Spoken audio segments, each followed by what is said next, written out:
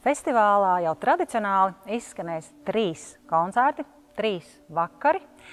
Pats pirmais vakars būs veltīts jaunākajiem klausītājiem, kas, protams, neizslēdz jebkura vecuma klausītājus zālē, un mēs gaidīsim visus. Bet šoreiz mēs dosimies interesantā muzikālā ekspedīcijā kopā ar Lēļu teātra aktieriem un kopā ar Edgaru Niklasonu, kurš būs veidojis stāstu par to, kā balss un elpa un skaņa nolaidās no kosmosa, no universa un sasniedza mūs šeit, un kā dzima ērģelis. Visinteresantākais būs tas, ka mēs varēsim paskatīties uz ērģelēm ne caur šo enciklopēdisko un vēsturisko prizmu, bet caur Lēļu teātra aktieru skatījumu. Nākamajā vakarā, 6. oktobrī, būs ļoti interesanta 2, atkal man jāsaka, trausla un varana instrumenta tikšanās. Akordeons. Uz ērģeļu fona šķiet mazs tāds ērģeļu instruments un mazs un trausls. Tāpat laikā akordeons ir ļoti spēcīgs.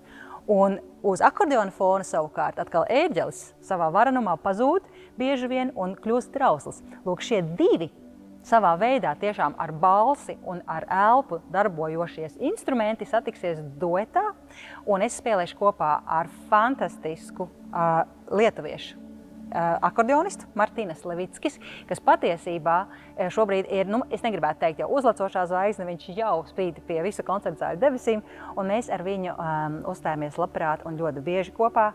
Un mēs esam izveidojuši, manuprāt, ļoti atraktīvu programmu, un tieši tādēļ varbūt es neatklāšu visus autors, jo ceļojums akordeona un ērģeļu duetu pasaulē būs, es domāju, tāds atklājums un arī izaicinājums varbūt kādam no publikas. Un noslēguma koncertā 7. oktobrī, tātad mēs tiekamies ar Liepājas simfonisko orķestra diriģentu Gunti Kuzmu, 2 brīnišķīgiem solistiem.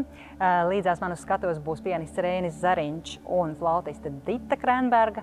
Mūs apciemos arī komponists Arturs Maskats, jo viņa brīnišķīgo 3-kāršo koncertu, kuru mēs pirmatskaņojām pirms gada Liepājā, mēs atskaņosim arī Latgalē. Tas būs Latgales pirmatskaņojums.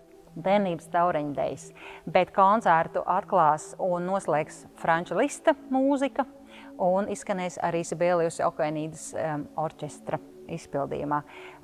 Trauslais, varanais, neaizmirsīsim par jauno paudzi, ielūkosimies, kā skan ērģeļu mazais brālis akordeons un svinēsim ērģeļu mūziku visi kopā, jau 8. festivāla organismi.